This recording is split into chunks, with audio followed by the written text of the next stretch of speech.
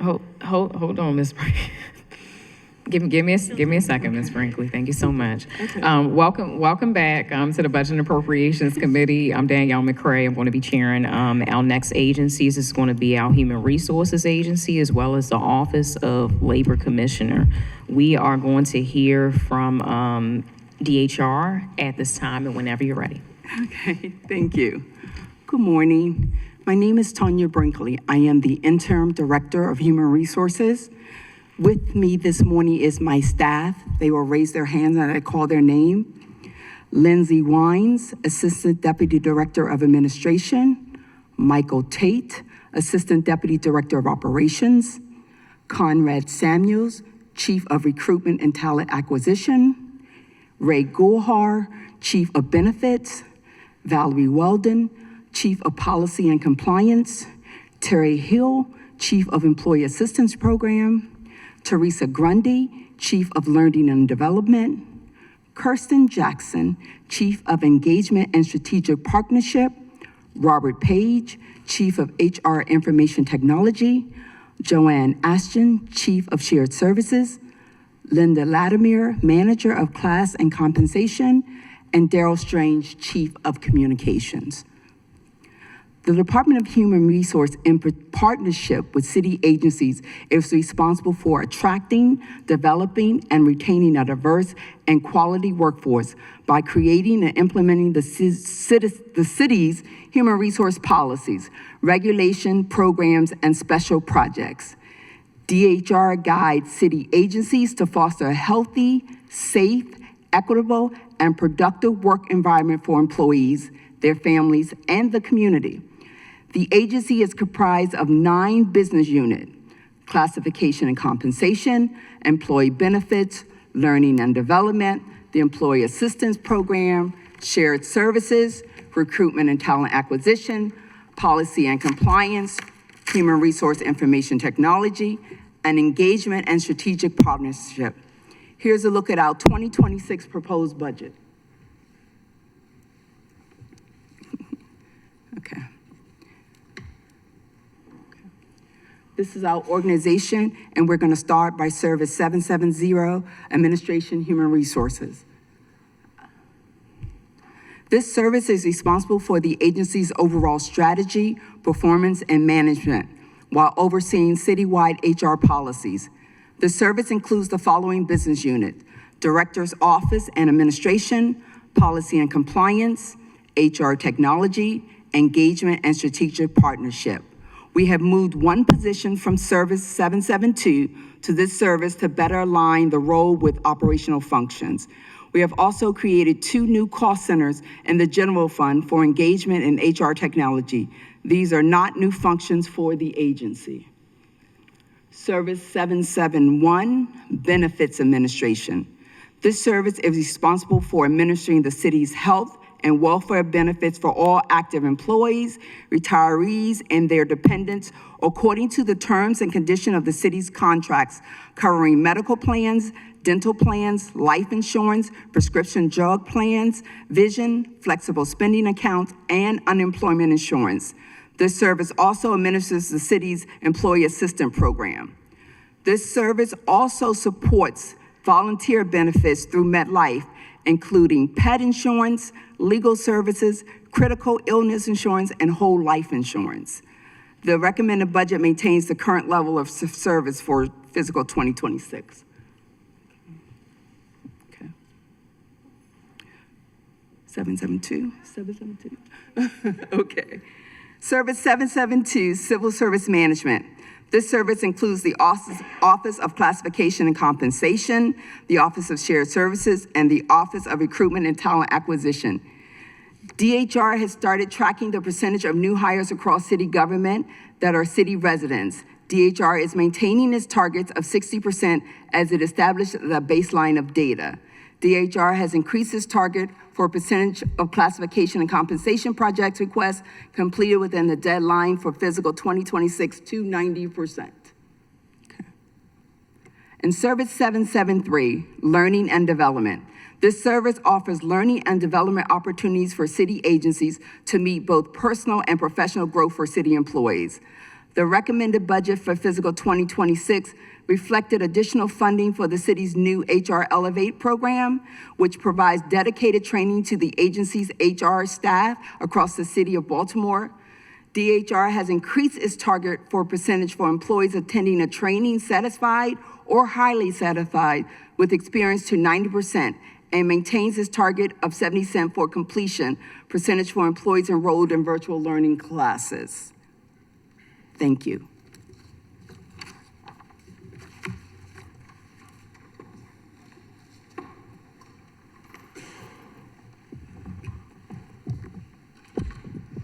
Good morning, Madam Chair, Mr. President, honorable members. I am Deborah Moore Carter, Labor Commissioner for the City of Baltimore. I am here today with two members of my office, Veronica Jones, Deputy Labor Commissioner, and Yvette Brown, Director of Employee and Labor Relations. It has been an extremely busy year for the Office of the Labor Commissioner. All 8 of the city labor union contracts are in negotiations for successor MOUs. We've also began the meet and confer process for a new MOU with MAPS, the Managerial and Professional Society of Baltimore Incorporated. Additionally, while the Office of the Labor Commissioner has not been a part of the negotiations process, we are assisting the Enoch Pratt Library with the implementation of the first labor contract with AFSCME Council 3. Also, as we know, worker safety and health has been a major focus within the city due to recent tragic deaths that have occurred. The Office of the Labor Commissioner is working collaboratively with our labor partners, city agencies, and the mayor's office to make significant changes in this important area. As always, we continue to carry out our contract administration and interpretation responsibilities, which includes grievance hearings and issuing decisions, providing advice and guidance to city agencies, communicating with union leaders, and striving to promote effective labor relations in the workplace. And of course, we prepare and send out informational bulletins that many city employees rely upon and appreciate receiving: early dismissals, delayed openings, and similar subjects.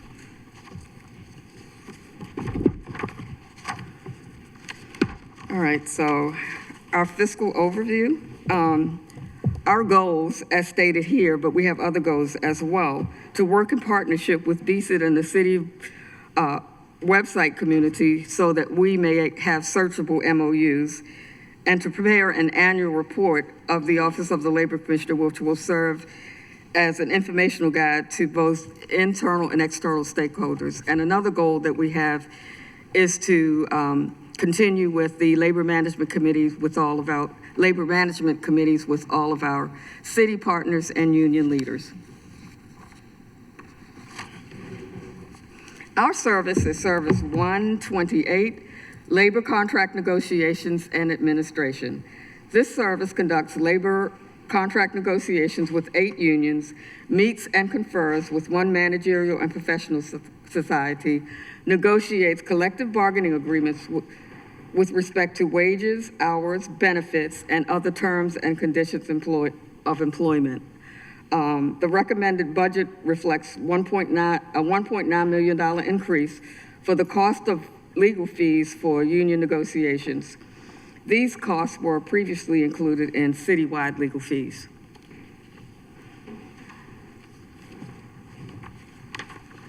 And that's it. Thank you.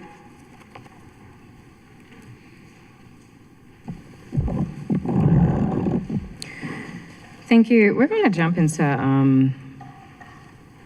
a few questions. My questions are pretty straightforward. They're going to start with DHR, and it's just regarding some clarification I need regarding performance metrics. If I just want to make sure I heard correctly, is this the first time that we're tracking new hires, that metric of new hires that are actually city residents, or has this been done in a different way in the past? This has been done This has been done a different way in the past. It's only been done when it was requested. Now we're tracking it on a regular basis. Okay, got it. My second question, again, these are pretty straightforward. regarding the performance metric, this is Service 771 of Benefits Administration, the percentage of employees engaging in wellness programs. I see that the target for FY24 was 25%. The actual was 59%. Now target for FY25 is 25%, is 25%. FY26 is 62%. What counts as engagement? How do you define engagement within this program? You said the wellness program. They took it off of mine. I'm Lindsay Wines. I'm Assistant Deputy Director of Administration. When we're talking about wellness, we're talking about, it could be participation in a number of things. It could be attending the wellness fair. It could be participating in a virtual wellness event done through one of our providers. It could be an in-person Zumba class. So we keep track of all of that, and we put that together to account for participation.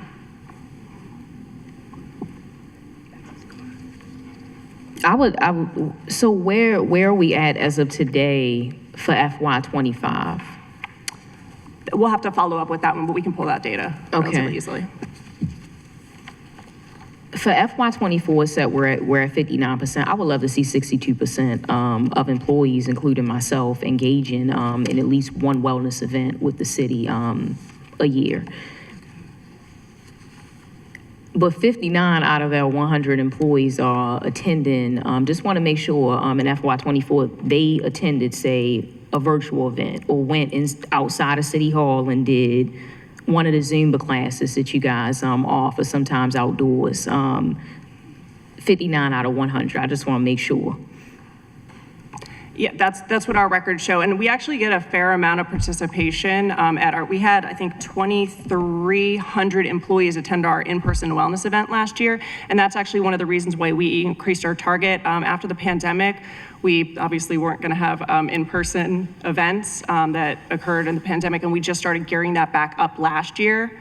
So we have seen those numbers. I mean, 2,300 just for one day at our wellness fair. I love it. I told you these questions are going to be pretty straightforward. What I am concerned about, I'm moving into 773, is learning and development. So in the past, I worked with former director, Quentin Herbert, often about staff members that were within my office. I highly believe in leadership and development, and whether my goal is to say, hey, you're not going to just remain within my office, you're going to move. I would prefer that they stay within the city and take on a higher position, a higher role within the city. And I was always connected. I know if I feel because I cannot remember her name, but she worked very well with me in just making sure that my staff members had access to these programs, and some of them was the leadership pathway content within Workday, which also extends to like in person. There's my girl. It also extends into like in-person class, and it's very beneficial. We got a deputy director out of it. The state folks got some of my staff members running very high-level programs. We have lobbyists that are still working. We don't know how much longer within DC because they went through these training programs that our good folks at DHR were able to work with me on and make sure that my staff could get through. So I guess I'm a little concerned and just need an explanation on why we had the target for FY25 at 20%.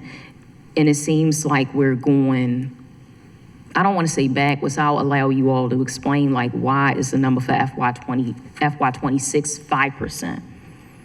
Why is it such a, why, is this just a dramatic decline in a percentage number? Okay, I'll have my Chief of Learning and Development, Teresa Grundy, come in and address that. You just turned it on. You turned it on. Good morning. All right, perfect. Good morning. It's on? Yeah, it's on. It's red. Is that good? Yes. Good morning. I'm Teresa Grundy, Chief of Learning and Development. Nice to meet you in person. So the differences between those two fiscal years is really the change of our deployment mechanism of the leadership pathway. So 2 years ago, we relaunched the Leadership Pathway, and it was in a full on-demand format and modality. Of course, that was in response to the pandemic as well. We weren't bringing groups of people together, so anybody in the city, any number could enroll and then complete those classes. We switched back to an in-person modality starting this fiscal year. In an in-person modality, one of the things that changes is space constraints and the ability to manage the group effectively. So our cohorts right now, we run them 4 times a year at 25 people each cohort. So that means we're only going to hit 100 people every single cohort annually. I'll further add to that. In the first week that we launched the program, we did have all of our cohorts filled for this fiscal, or for this calendar, I should say. I know there's an interest. I'm very happy the cohorts are filled. Is there I'm assuming that the in-person method, obviously, with this type of training is the best method, which is why we're returning fully to in-person. And I know that we still have offerings within Workday that still fit within the pathway, but is there any way are you looking into additional cohorts, maybe within next fiscal years, or looking to see if we can get this done in a hybrid in a hybrid method and in person to accommodate more people? And I just say that because I feel like there is a need, and there's a want within our employees to for development. And I just want to make sure that everyone has that opportunity, especially as we're focused on vacancies and reducing overtimes. And I know that this is a pathway to do it, to work with the folks that we're trying to retain. So are we looking at any other items, or is it a budgetary item to accommodate more cohorts, to make sure that we have more employees within these cohorts for additional development? Yeah, so I think in switching our modality this year, while we're not positioning it as like a trial year, we just need to get our feet on the ground with employees and make sure that we can manage the cohorts effectively. So they run for about 4.5 months, and during that 4.5 months, we are actively engaging every single day, every work day, with the participants of that program through a Microsoft Teams chat. There's different activities that go in there for them to apply the concepts from the courses. And then we are also bringing them into the classroom space 8 times to do, again, application of the course concepts. So while we do refer to this program as in person, we have 2 options. They can go in person or they can go the virtual modality. It still has live instruction. And so again, this year at 25, we're definitely open to increasing our offering on a cohort style or increasing our participants each cohort. In addition to that, so again, that's a 4.5-month program. In addition to that, we do have a fast track option called Supervisor Essentials. That takes 5 courses out of the leadership program and offers it to employees in a fully on-demand format. And of course, they can move at their own pace, so they could get through that program much quicker. I'm good with that. I just want to thank you personally for the work that you've done. You have helped so many young leaders who have come up within the city. Some may still be with the city of Baltimore, some may not.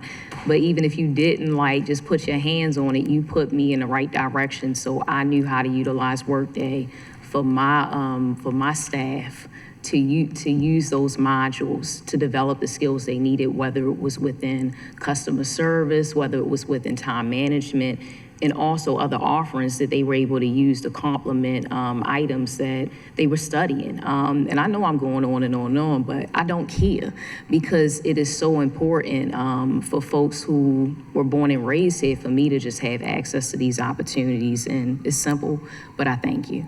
Yes, of course. And I'm done with my questions for now, so we're going to move on to the council president. Thank you, Madam Chair. Thank you to the Labor Commissioner, to the Interim Director. Let me first just seriously thank you for taking on this role.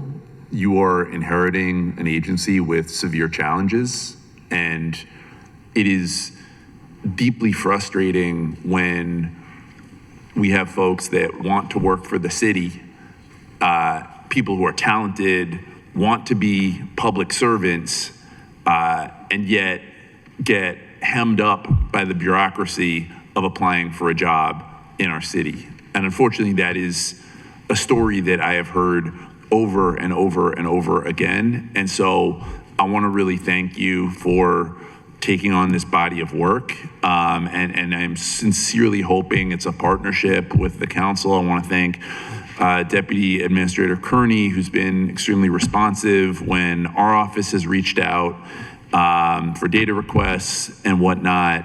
But this is mission critical, especially in this moment where we're seeing the federal government just run roughshod over public servants, where we have an effort by the President of the United States of America to, as one of his secretaries said, traumatize federal workers for no apparent reason other than that they serve our country. And so getting this right here in Baltimore is mission critical. So we've discussed throughout these hearings that the city has hundreds of aged vacant positions across city agencies that have remained unfilled 18 months or more. And I note that the aged vacant positions are just one subset of the total positions that need to be filled. According to the data provided by BBMR, prior to the Committee of the Whole hearing we held earlier this month, as of May 12th, there were 2,736 funded vacant positions across the city, including more than 1,500 funded from the general fund. At the same time, the city is incurring extensive overtime. Hiring the right workforce with the right skills will be essential to addressing vacant positions and reducing extensive overtime. However, last December, the city auditor warned that our hiring processes are an area of great risk. The auditor reported, and I want to quote from him directly, our audit concluded that the city does not have the ability to, one, track and monitor efficiency and effectiveness of the hiring process, and two, identify bottlenecks that are hindering hiring tasks to be completed in an efficient manner. Given the profound challenges that the city auditor identified in the hiring process, how have things improved since then? One of the things that DHR did was to separate out the recruitment process from our shared services. That used to be one unit. Now we have a dedicated, very competent Chief of Recruitment and Talent Acquisition, Conrad Samuels. He has been looking over the process. He has been diligent in improving the process. As I stated in the previous hearing on vacancies and overtime, we have turned on in Workday all of the recruitment process. So in 6 months, we should have the data of what those trends look like on every level. He has been spearheading that. He's been training on that. He's been diligent with his staff and going, how quickly, once the position closed, do you turn over the list to the agency? I believe he told me on the way over here that it's 14 days. That once the position closes and the candidates are reviewed, we're trending an average, it could be sooner, but we're trending an average of 14 days to turn over those lists of qualified candidates to the agencies. So he's looking at that. He has a goal of 11 days, but he's looking at all of the process and procedures that we have in the DHR staff to make sure they're effective and efficient, and he's assisting the agency in any way he can. So on average, you said 14 days to turn it over to the agency. In that 14 days, does the applicant receive any sort of communication from DHR, from the city, in order to confirm receipt? I mean, typically in a hiring process, I would assume like within 48 hours, normally, if I'm applying for a job, I would at least get like one of those even auto-generated messages saying, we've received your application, here's the process. So are we sending applicants communication to whatever the timeline is, to at least have level set expectations so that folks know I'm in this pipeline and I haven't been forgotten about? I'm going to let Conrad Samuel address that. Good morning, Conrad Samuels, Chief of Recruitment. So once a candidate applies, after they complete the application, they do receive a communication, obviously thanking and acknowledging receipt of that application. Our team is then responsible for reviewing those, once the requisition closes, reviewing the applications and ensuring those applications get to the agencies within the 14 days. So essentially a service level agreement for 14 days. When that happens, when they're referred, they actually receive a communication that informs them that they have been referred to the agency. We have 12 or 13 statuses, and depending on where someone might be in the process, they'll receive an information that's consistent with that. But in reference to what you asked, those are the two communications they would receive. Okay, that's really good to hear. So just so I'm clear, you get, when you send the thing in, you send in an application, you get a receipt, and it says your application's been received. Does it walk through or like establish any kind of expectations around timelines for candidates? Like what does that receipt look like? And then I heard you also that on average 14 days, there's then an additional communication stating that you've moved from the DHR part of the thing to the agency part of the thing. But just to back up for a quick sec, like, can you share what it says, and does it establish any kind of expectations around timeline? All right. It informs the candidate that they have been referred, all right, to the agency, which means they have met the minimum qualifications for the position, and they're referred to the respective agency. It does. I'm sorry, I'm talking about the previous, like the auto receipt The first one. The first one. What does that say? That just essentially thanks the candidate for applying, expressing an interest and acknowledging that we have received their application. Okay. And so then the second one says it's been passed along to the agency. Does that then establish a timeline by which folks should expect to hear back? Right, that does not establish a timeline, just informing them that they've gone from after that initial application process, informs them that they are now referred to the agencies, which obviously means they've met the minimum and they're moving through the, let's call it the second step, if you will, in the process. That's what it shares. Okay. I appreciate that.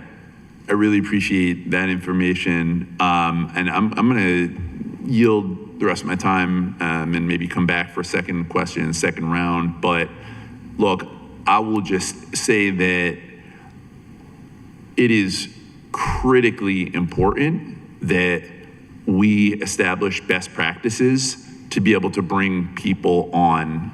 Last night, the city school system leader, CEO, Dr. Santelices, talked about an initiative that the mayor and I have been championing around both bringing more people into city government and into other trades and workforce opportunities. It is critically important that folks know there is a pathway into city government.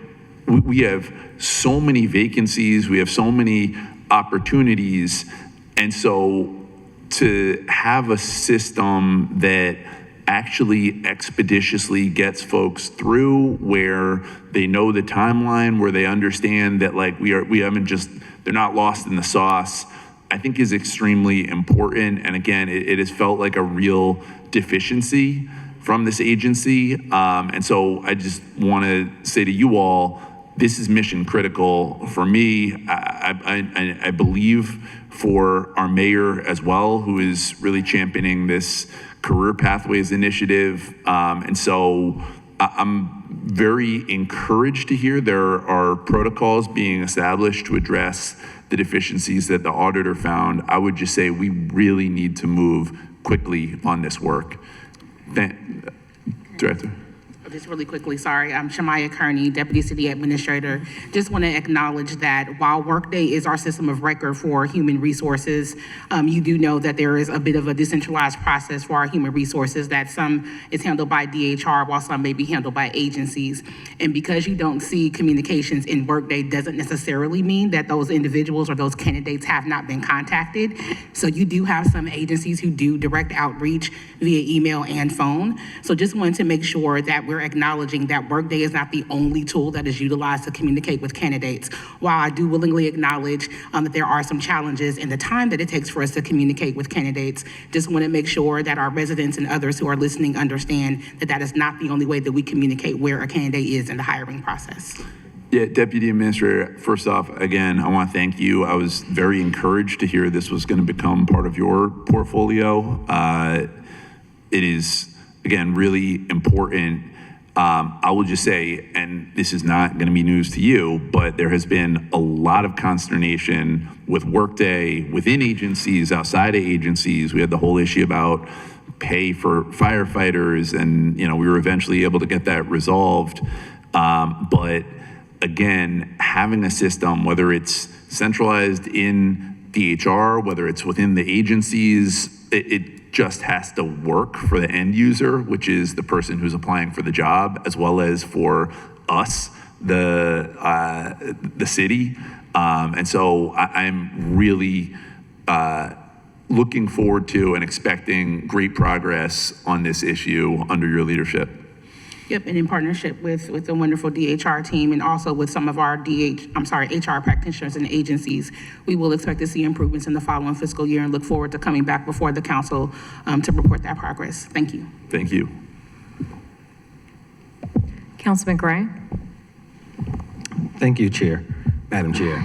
I have a simple question, but the explanation after and the impetus for me asking it may be a little long, so just bear with me. When will the council, and when I say council, I mean each individual council office, have access and the ability to have access to the salary study? And the reason I ask is in fiscal year 26, we're seeing major increases, 20, 30, 40 and $50,000 or more for executive positions, which is great. But when my office asked agencies about these increases, we were told it was based on the salary study findings.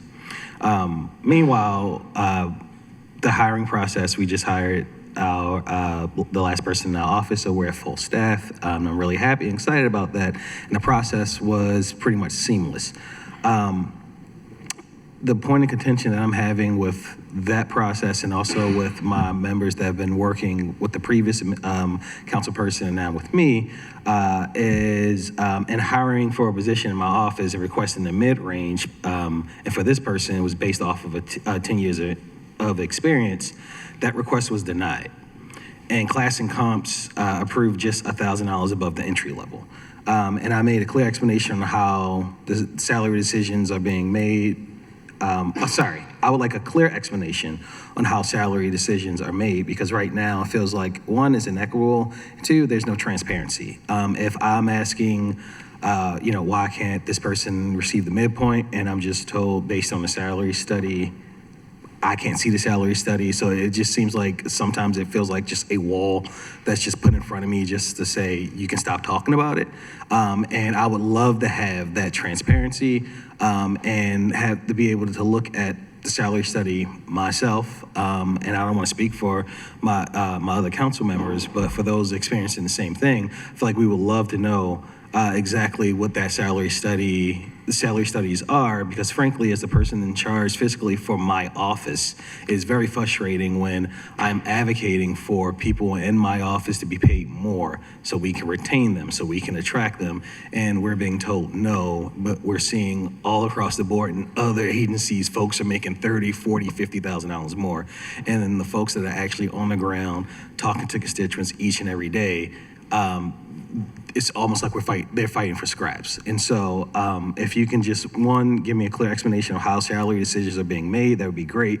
But more importantly, when will the council have access to salary studies? Okay, thank you for that question, Councilman. So I can speak first on how salary decisions are being made.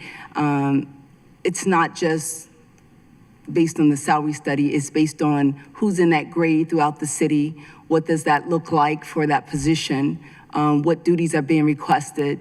It's across the board. We haven't, or any letter I've signed since I've been acting has indicated anything about a salary study. It says that we look at across the board. If we need to, we'll look at other jurisdictions and what they're hiring for that position, and make sure that it's equitable. So I'm not sure at what point was that put into any letter, because I haven't seen it since I've been signing off on all this. I'm gonna turn over the question of salary study because it's part of our union negotiations, and so I'm not sure. And I'll provide some feedback and then turn it over to Madam Labor Commissioner. The citywide salary study that was completed, or that was work that happened in 2023, that was shared with the council president in advance of the hearings, and we can coordinate with the council president's staff to share it with all the council members.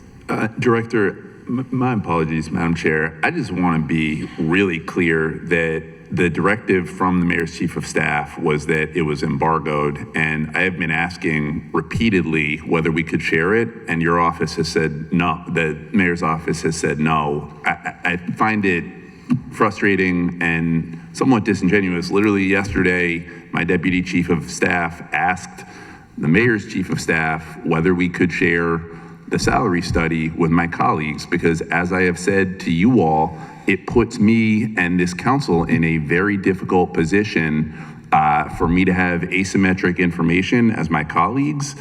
And so what the chief of staff had indicated previously was that you all were working on a response to that. But again, this is something that we have asked now. I personally asked twice, and then my deputy chief of staff asked, can we share the information in the 2023 salary study? So Apologies, I will circle back with the chief of staff and the mayor's office of government relations on that. I wasn't aware of those conversations. What I can say is that in regards to implementing the salary study, as you've heard us discuss, we are in active negotiations with all of the city's labor unions. In order to implement the salary study with our union partners, it has to be bargained. And so we are currently in that process, but in this forum, we're not able to go into great detail about where the status of those negotiations stand, except that they are progressing, and those conversations are ongoing with our union partners. Good morning, how are you? Great. So I guess you know there was a salary study completed, and there were results of the study which shows that city employees need to receive additional compensation. But in order to provide the compensation, as our budget director said, we have to negotiate those wages with the unions. We're further along with the AFSCME unions than we are with CUB, but eventually we will negotiate the results with both of the unions. It'll be a part of the memorandum of understanding, a part of their salaries, and it would become effective the beginning of the fiscal year, provided that we finish negotiations by then. Thank you for that. But even the exchange we just had now with the information we shared with the council president's office, they were told they couldn't give it to us. I do not work for the council president. I work for the people of Baltimore City. And so if it's shared with him, it should be shared with the chair, it should be shared with me, shared with the council member from the 11th district. We are all our own folks, our own people, and we represent our own constituency. And so to have the study just put in a silo and where we're asking and we're getting a runaround is just not fair to us. And I don't place blame on anyone. I frankly don't care. I just want to have access to the salary study so we can clearly have what the rules of engagement are when we're talking about fighting and advocating for folks in our office. So I just wanted to make that really clear. And also Councilman, I just want to make sure, acknowledging, hearing your feedback in regards to that. And we, we'll take that feedback and coordinate with our partners and with the administration to provide information. Do just want to flag that the recommendations from the salary study are separate and apart from policies and procedures around requesting salary exceptions as different agencies and offices are trying to fill positions. Those things are separate and apart. DHR can certainly continue to elaborate on their process for reviewing those salary exceptions. And as a committee request, can we have the salary study for all council members by the end of the day? I will, like I said, Deputy Chief Kearney and I will discuss with the administration, circle back as soon as we can. Yep, and so I'll just double down on that. I want to make sure that what you hear from me is that we will communicate internally about that and make sure that we provide this information to the council. We don't want to jeopardize negotiations, and I think you've heard that from the Labor Commissioner, but fully understand the concern and the frustration around not having access to that information. I think we're doing our best to make sure that we're protecting the bargaining position of the city, to make sure that we're providing the best wages and benefits to our workers and all the things that we entrust the Labor Commissioner to do, but fully understand the frustration and commit to give you that information as quickly as possible. All right, and just really quickly, as we know, people that work for our city have a valid need to be paid on a regular basis, and bi-weekly sometimes is a constraint, and so looking to do more like daily or weekly payouts or like payroll schedule.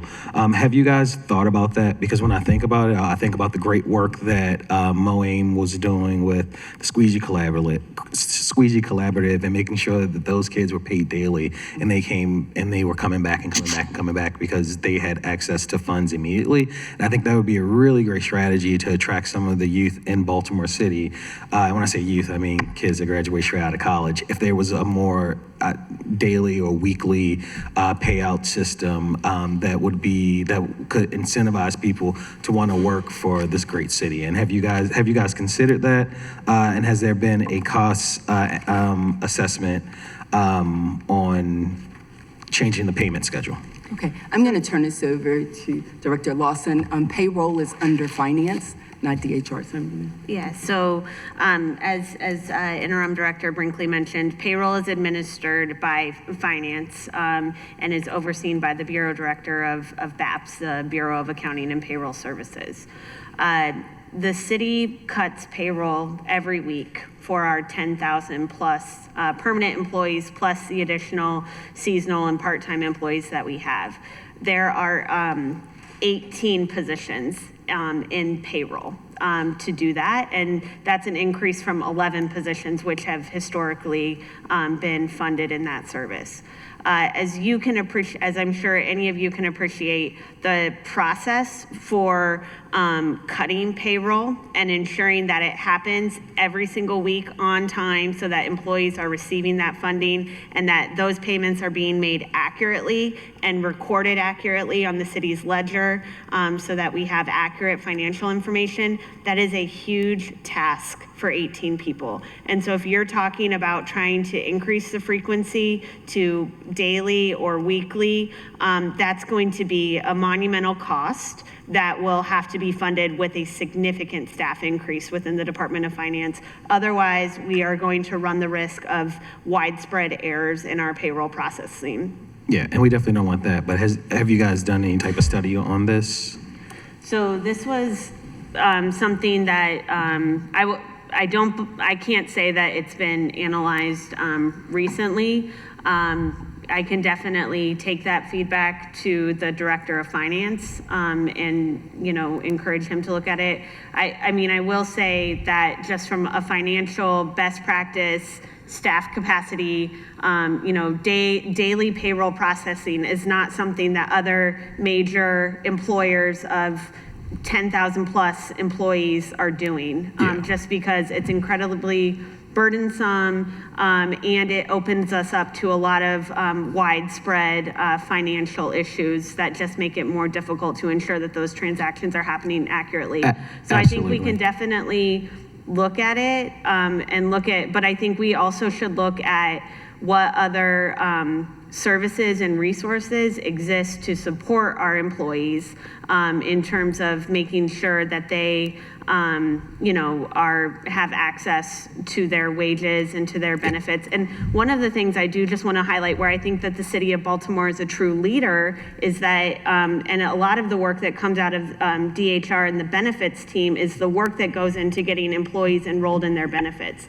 That team works with a new hire to ensure that they have access to their health insurance, to their widespread benefit coverage the month that they are on board and hired with the city. That is something that doesn't exist in other employers, and the care and the deliberation that goes into ensuring that employees are able to access that stuff is something that is really a compliment to this team in terms of how they approach their work. Absolutely, thank you for that. Well, when I say daily, I was thinking about like lifeguards, like the youth, not like somebody for like me. I would hate to be paid daily or weekly. But even in the case of lifeguards, when we were here a couple of days ago talking about Rec and Parks and the findings from their audit, just the oversight and the administration in terms of even managing seasonal employees to make sure that folks are getting paid correctly,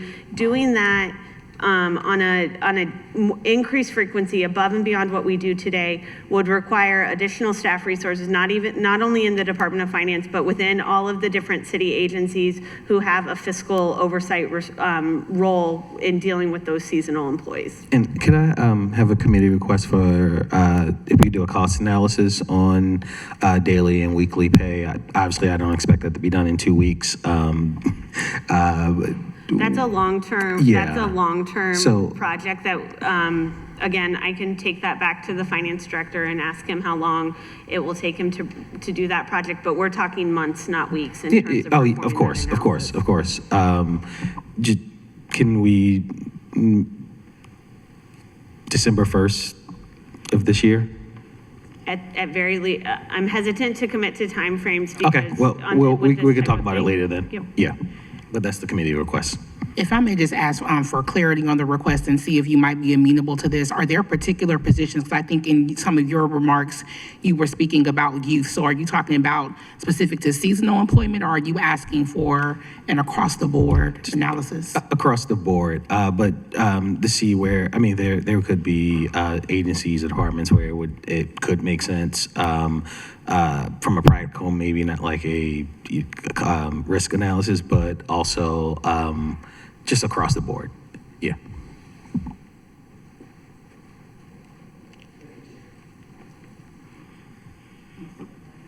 Councilman Blanchard. Thank you, Madam Chair. So, quick anecdote. When I was getting out of the Marine Corps, I didn't know what I wanted to do, but I knew that I wanted to do something like meaningful in Baltimore, and had lived here for a while already. And so one of the things I did was I applied for 5 city positions. And I, maybe 2 of them were reached, but the other 3 I thought I was a competitive app, like I thought I had the package for and would have been competitive for. I only ever heard back from one of them, and it was an immediate rejection. So, I had this joke that I wanted a city job so bad that I ran for office. But so I saw firsthand, this was, a couple years ago, the challenge of something breaking down between determining that a position needed to be filled and getting a person trying to fill the position, right? I mean, the other 4, I literally never heard back on any of them. And that is reasonably in line with what I've experienced in hiring my staff as a council member. Obviously, it's a little easier to flags things once you're a council person and you have a chief of staff and y'all are working through things. And I'm not pointing any fingers anyway, but we had, one of our 3 positions was effectively an internal hire. The person worked in another city agency, and it took several months to get him over into the office. And so so that's, you know, and this sounds about right with trying to help friends, even friends trying to get into, you know, the type of blue collar work that we've got like massive vacancies for in the city, a challenge that I've seen consistently. So kind of bigger picture, right, citywide, there's management issues, and then there's like legal regulatory burden stuff, right? Like with housing, like we're trying to build more housing. There's obviously very substantial issues with the permitting process. There's also huge, just bad ideas baked into our building and our zoning code that we're actively working through right now. You know, infrastructure-wise, there's the type of like this, you know, the people who should have been competing for a bid didn't get information on the bid or whatever, all these sorts of like breakdowns in the process. But then there's also the requirement of, I know there are charter amendments that finance department and MID and everybody are looking at to fix like structural things, right? So I'm sure there are real sort of practice and sort of like internal policies and efforts that y'all are making. It sounds like you are to speed up processes, shorten timelines and all that stuff. I'm also sure that there are like big legal things that make this hard. I mean, it may be on the city level or on the state level, on the federal level, things like we used to have a patronage system, and so we put these things in place to prevent people just giving jobs to their friends, but now it makes it hard to do that. So I would just really love to hear you kind of talk about, if you have a perspective on it, or if the mayor's office or whoever has a perspective on it, like what are these structural things, the things that involve a law being passed or a charter amendment or something, right, that would make it easier for city agencies that need to hire people to hire, you know, capable people for needed jobs in a short amount of time?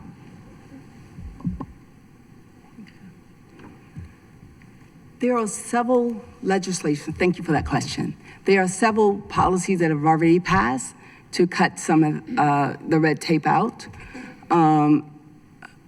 I don't know of any ones that are coming down the pike, but we are looking at the total process in its totality, including, you know, when something leaves DHR and it goes to the agency, ensuring that we can put a structure in the system so that the candidate will know in the agency part what the timeline looks like or what's going on if they're still a candidate. We are looking at, you know, our background vendors, our drug testament, like we're looking at the total process. So we have committee meetings, we have meetings internally. We also bring in outside agencies to say, okay, how can we do this better, right? Where are the hiccups? And we put some things in place. We don't have the data as of today, but we're looking, turned on all of the features that we could in recruitment.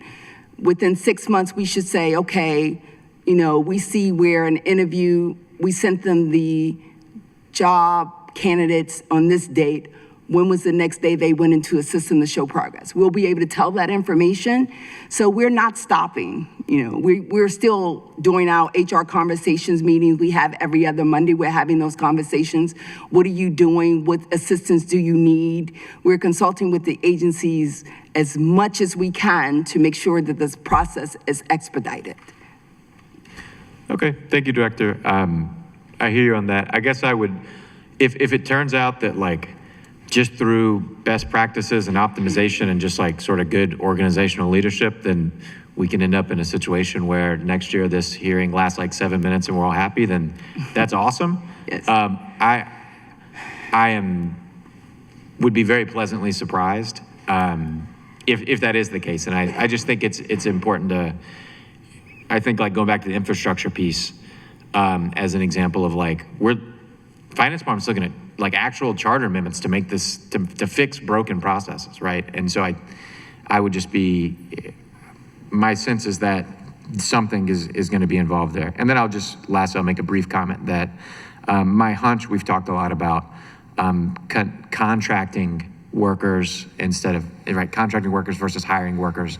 And my hunch is that, you know, after probably several decades of challenges with the hiring, just totally hunch, but after several decades of challenges within the hiring process, it sort of just becomes bureaucratically easier for agencies to you know, provide contracts. And so I think that to contract out work as opposed to going through the actual hiring process. And so I think that I just think that getting the hiring process right is really important for a lot of things in the city. And so I'll just comment there. Okay, thank you. Greetings. Just wanted to comment on one of your remarks about looking at some of the processes. So DHR has been going through a process already to look at the administrative manual and make updates to the manual in some cases where the DHR processes and the things that are described in the manual are outdated. And so there's probably 70 or so references in the administrative manual, I forget what the number is, that DHR has been working on to make those updates, so that answers a part of your question. I don't know that there's an answer for charter amendments at the moment, but certainly as we're going through this process, we're identifying if there are charter amendments or things like working with the Civil Service Commission, et cetera, that may be able to help us in expediting some of the processes for hiring. In addition to that, you heard the director mention briefly, but I do want to just make sure that we capitalize on this, that we are working with a third party to do some process mapping with us to identify where we may have some bottlenecks in our process or things that may result in lengthier times for hiring. And so there is direct efforts around making sure that we're looking at that we're comparing those things to best practices as well to figure out where we can make some streamlines. So wanted to make sure that we're that we're giving more credit to DHR for the work that they're doing around the administrative manual and other processes that we're looking at to streamline our hiring process. Hear the frustration, and it's not just from you, it's also from agencies as well. And so we are deeply committed to making sure that we're making improvements to the process. And you're right, it won't be overnight. I don't think that our hearing next year will be 7 minutes, but I'll pray for that. But we will be able to talk to you about the progress that we're making, because we are very intentional about taking the feedback that we're hearing both from the council and from our candidates, who are also expressing some of their concerns and frustrations with the hiring process. So fully, hear you, but want to make sure that I recognize some of the efforts that DHR is already making. Okay, thank you, Deputy. Yeah, and it's not obviously specific to charter amendments. It's is there a city law or state law or something that should be looked into to facilitate the process? But that's all I have. Thank you. Thank you, Madam Chair. Thank you, Councilman Jones. Thank you, Madam Chair. As you may know, late last year, I worked with DHR, the Finance Department, Fire Department, and the City Administrator to ensure individuals promoted at the Fire Department were paid their back pay when their salary increase was delayed. The delay in compensation appeared to have happened because Workday couldn't account for the various levels of professional life-saving qualifications. While all the firefighters appear to have received their back pay, and I want to congratulate you and thank you all for that. And please let me know if that's not the case. DHR promised to have measures in place by July 1st to ensure that officers who receive their new pay rates will be paid as soon as their promotion kicked in place. So I guess my question is, will those measures be in place by July 1st to ensure that when they are promoted, their new pay rate actually starts then rather than them having to receive back pay months later?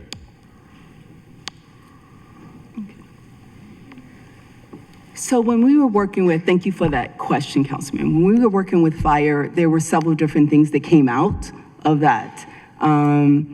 There were decisions that, once the promotional test was completed, that a position would be available. If that position wasn't available, it would have to be reclassified. And that we would place them in that position once it was reclassified. And then there was some understanding whether they would get the back pay from the date of the promotion versus the date of the promotional list that they were initially placed on.